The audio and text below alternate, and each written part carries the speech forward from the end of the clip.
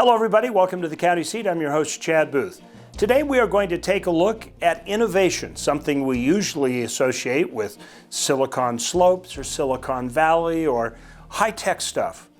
But what about innovation in a rural setting, the places where people would love to live and the opportunity to do the work they love? Well, that is something that is coming to Utah with the arrival of a series of innovation centers. It's all part of a state grant program that comes from the Governor's Office of Economic Development. And to get you started, let's look at the grand opening of the one out in Uintah County. Vernal, Utah isn't the first place that pops into your head when you think about business incubators. But that might be changing. Throughout rural Utah, remote working sites are popping up around the state as a way for communities to foster innovation and entrepreneurship. So the Innovation Hub here in Vernal is a location for entrepreneurs, businesses, business startups, online workers to come have a location where they can collaborate, build their business, start their business. The Governor's Office of Economic Development came out with a grant for co-working and innovation centers. So a group of us put together an application and were awarded $223,000 for a co-working and innovation center. And so we used that money to remodel the old Vernal City Police Department and used most of the funds for the materials and used city and county crews to do the labor so that we could create a great 7,000 square foot space where people can come collaborate and start new business and grow new businesses. One thing we're really proud of, we were able to use all local vendors for all the way from the carpet to the appliances to the artwork. We were able to keep that sourced locally. The Innovation Hub provides a place where entrepreneurs and remote workers can drop in, use high-speed internet, and have a quiet, comfortable place to work without the typical overhead of a traditional office space. Membership levels range anywhere from $5 for the day just to drop in to $199 a month for a private office. Conference rooms are also available to rent by the hour, and they have a studio for podcasters. We are hoping to expand the tech industry in our local area to give a center that people can come to, that they have high-speed internet and use of our facilities for an affordable price.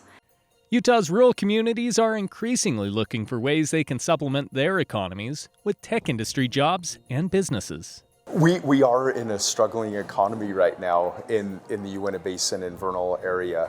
We have 11% unemployment. Part of that's from a little lack of demand for oil and gas industry, but part of it's because of COVID and the impact of our COVID this last year. We feel like this Innovation Hub's going to be a spark and really provide some optimism and provide a location where people can start their businesses and kind of help rebuild our economy.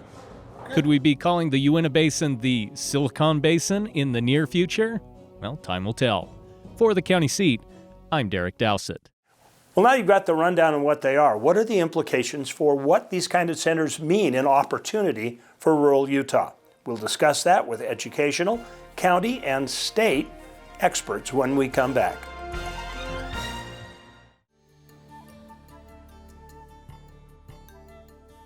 Welcome back to the County Seat. We are talking today about innovation centers that are a new part of the landscape in rural Utah. Joining us for the conversation is Ryan Starks, who is with the Governor's Office of Economic Development. This falls in his wheelhouse of expertise. We have Commissioner Jerry Taylor from Garfield County, who is pleased to have one on the books coming your way to Garfield County. And we have joining us from Hurricane, Utah, we have Paul Hill, who is an extension professor with USU and has a great deal of background on the subject. So I'm going to start with you, Ryan. Let's get people used to the acronyms. Mm-hmm. Okay, so what is this program called? That's a great question. So it's called the Rural Coworking Innovation Center, and so for short we call it the RCIC program. And really it's a grant to enable rural counties to create a kind of co-working shared innovation plaza type space where businesses can come together. They can use the facility to rent out and lease out on a month-to-month basis, or an entrepreneur can come with a laptop and a cell phone and set up shop for just an hour or two at a time. And is it possible for somebody to be renting it out for a project and still have enough capacity and space for some individual people to come tap into the resources? Absolutely. So yesterday I had the chance to go up to Vernal and to celebrate the grand opening of their new facility. It's 7,000 square feet. And within the 2 stories, they have 5 companies that have committed to long-term leases. But they also have added space where other smaller companies that don't need maybe a month-to-month agreement can come in and they can have the facility for an hour, for a day, or even a week. This is a place where a business person can go and set up shop free of distractions. And it's also about the environment that they're in. And so this, has state-of-the-art technology, private boardrooms, quiet places where you can make professional calls.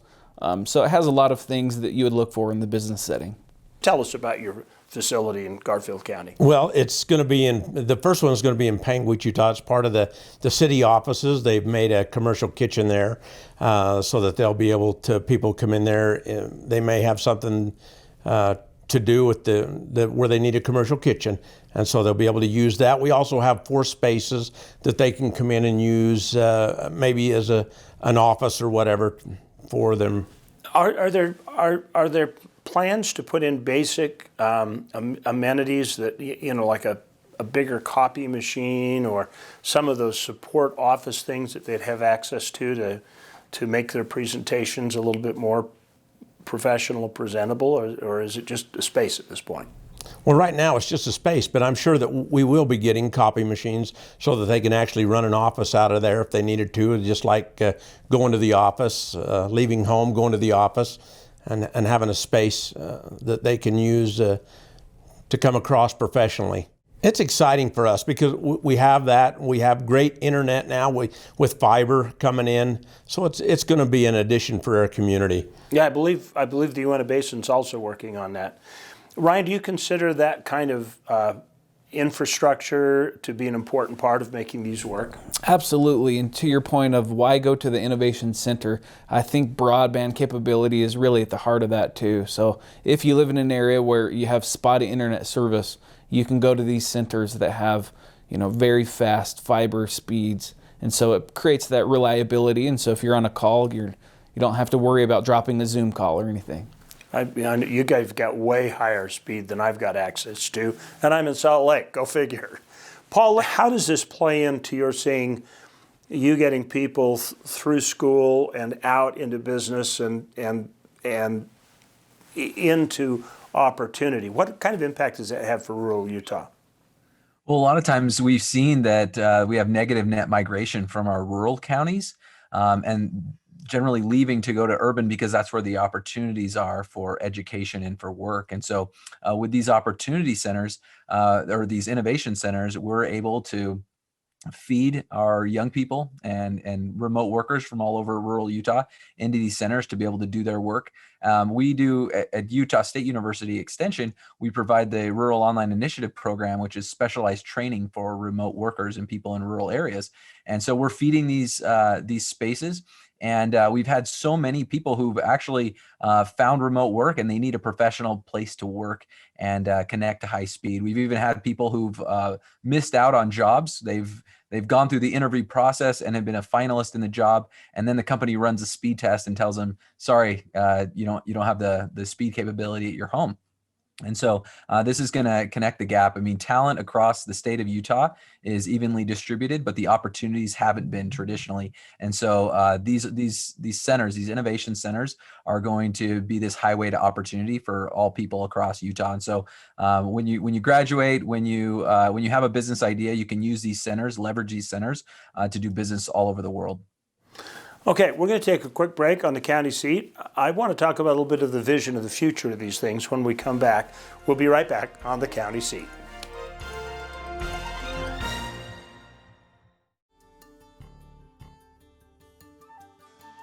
Welcome back to the county seat. We are talking about innovation centers across the state. Ryan, I want to direct this question at you. You're administering a grant to help build these centers. Mm-hmm. It sounds like it really works best with partners. Absolutely. Okay, and so you need to find partners in communities.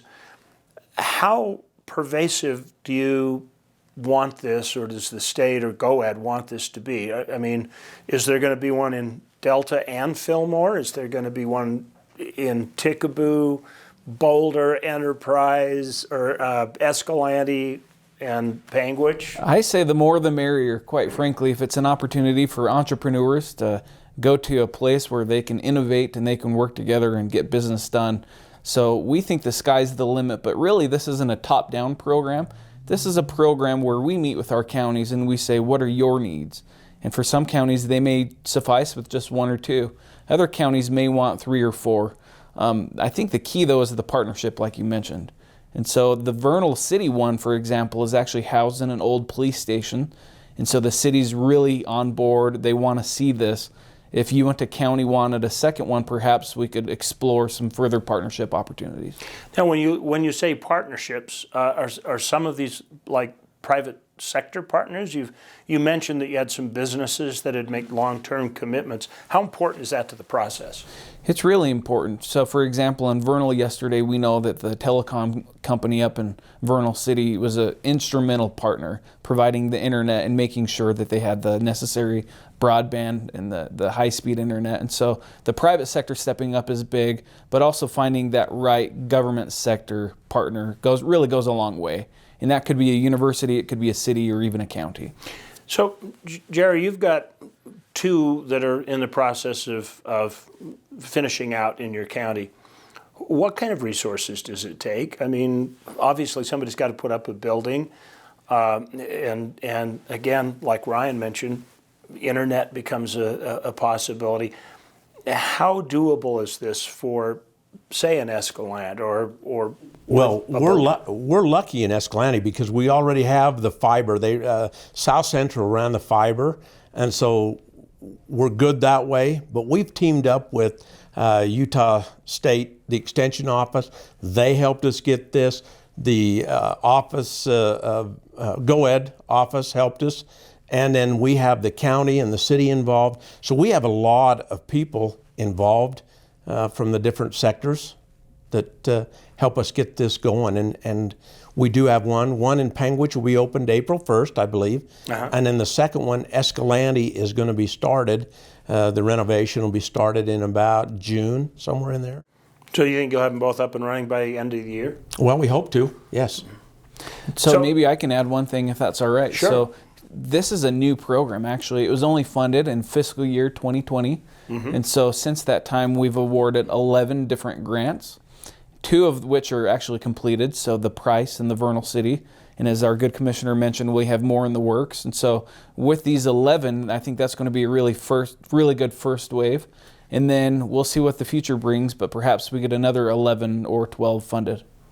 So, Paul, I'm going to ask if you sitting as an extension professor or associate professor in USU Extension Services, and you're trying to get people in the state on their way. When you hear 11 in the works with the potential for a lot more, what kind of vision does that bring to your head from an educational standpoint? This is a game changer for rural. We've looked at all these options that we can further develop rural, and that goes beyond just rural jobs. We're looking at economic diversification. We're looking at retaining our population, and so this is a game changer because it provides these opportunities to connect with remote jobs, sell e-commerce sales all over the world. And so this is really exciting. And these spaces, they have this state-of-the-art technology that you need to take the pictures of your products that you're creating, the 3D printers for prototyping. And so this is just an absolute game changer for what we're trying to do as far as distributed economic development, where we're not looking to recruit businesses necessarily, but we're trying to grow them here. We're investing in our people. This is a capacity building effort where we're teaching people in rural to how to get remote jobs, the best practices of remote work, and then helping our rural business owners as well. And so there's so much talent in Utah. And so our urban businesses are going to be able to tap this talent. They'll be able to have a professional environment and the speed and the broadband internet speeds that they need to be successful in their endeavors. Do you think this has an opportunity to economically balance the playing field across the state?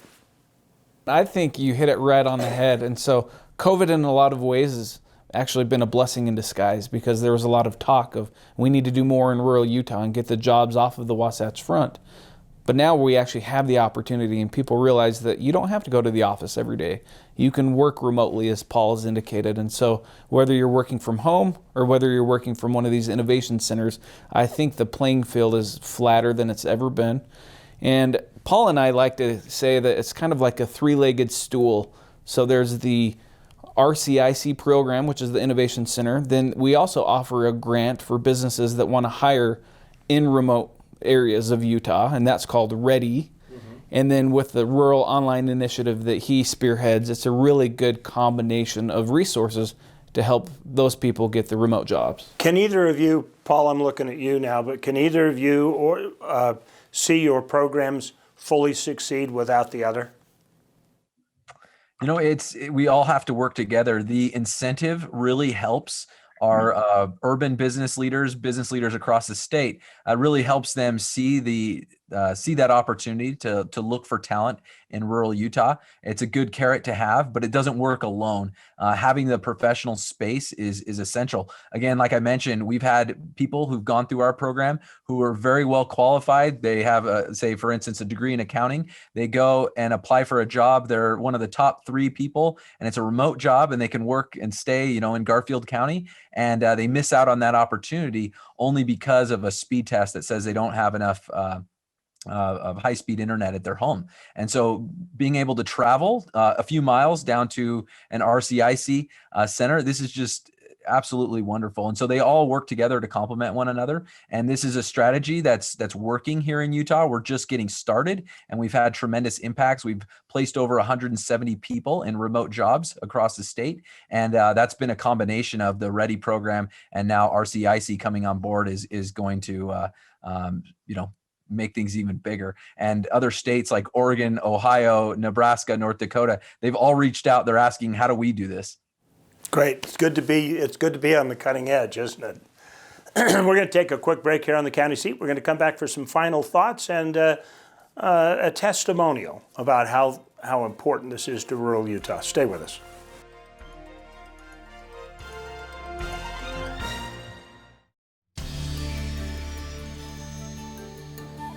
Welcome back to the county seat. We are talking about RCIC, Innovation Centers in rural Utah. So I have a question. When the governor's big push for 25,000 jobs in 25 counties came, all the talk was about getting big businesses to hire remotely in rural Utah. But this really is geared around local businesses growing up. Which one is better for the community? The small entrepreneurial business that's local, or the imported jobs that are remote? Well, right now, I think it's easier for us in southern Utah rather than to recruit the big ones. Of course, we always want to recruit, but to build the businesses that are right on Main Street in rural Utah, to be able to build them and grow them, I think it's important to our communities. Homegrown. And all 3 of you live in relatively rural areas, okay? So that leads to the question, what's better for the culture of the community, imported jobs or homegrown jobs? I think absolutely the organic kind of self-made jobs there in the local communities. And what happens is it creates an ecosystem where they can create a supply chain with other local businesses, and suddenly you have this strong network of businesses working together. And then if you're an out-of-town company that goes to visit this little town or city, you actually want to be there. So it actually works as a recruiting tool. But from the ground up is definitely the best approach.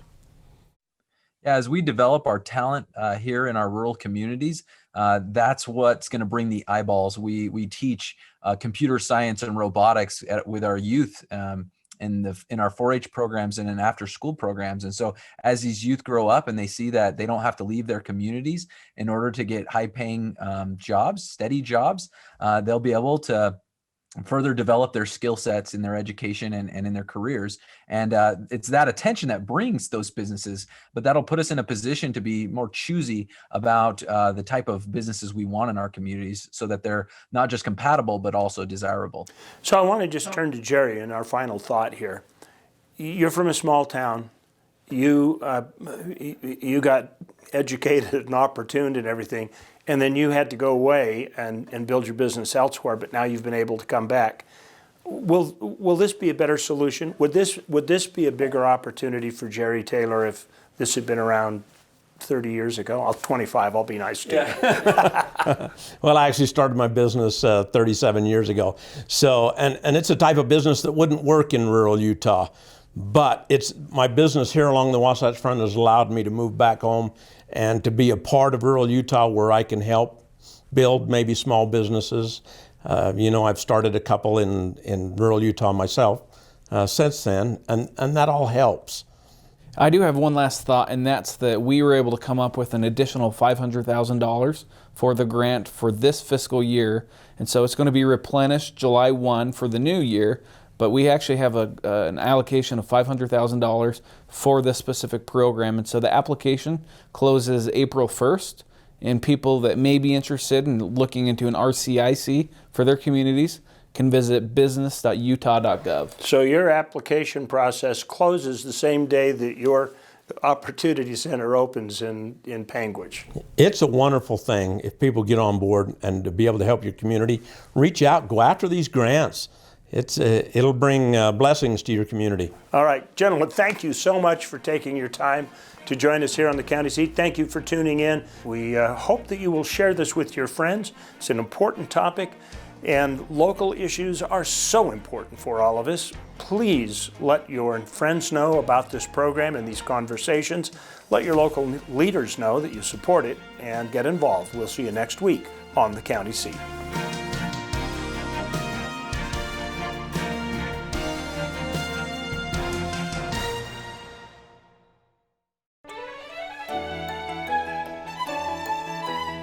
Thank you for watching the County Seat. Be sure to subscribe and turn on your notifications to keep up to date on the program and happenings around Utah.